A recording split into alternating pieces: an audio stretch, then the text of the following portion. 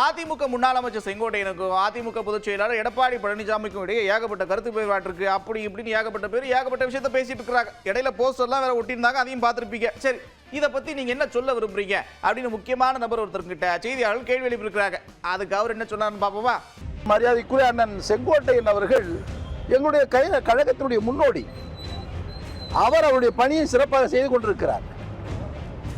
தேவையில்லாமல் இந்த கழகத்தில் ஏதாவது ஒரு குழப்பத்தை ஏற்படுத்த வேண்டும் என்பதற்காக சந்தர்ப்பவாதிகள் சில கருத்துக்களை சொல்லி இன்னும் ஊதி பெரிதாக்கி கொண்டிருக்கிறார். அவர் தன்னுடைய கடமையை சரியாக செய்து கொண்டிருக்கிறார். நீங்கள் சொன்னீர்கள் டெல்லிக்கு சென்றார். டெல்லிக்கு சென்றார் இல்லை என்று சொல்லவில்லையே.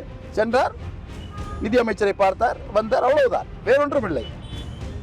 இவர்களை இது போன்றவர்களை போல்தான் தேவையில்லாமல் இதற்கு காது மூக்கு வைத்து கழகத்திலே குழப்பத்தை ஏற்படுத்தலாம் என்று முயற்சி செய்கிறார்கள்.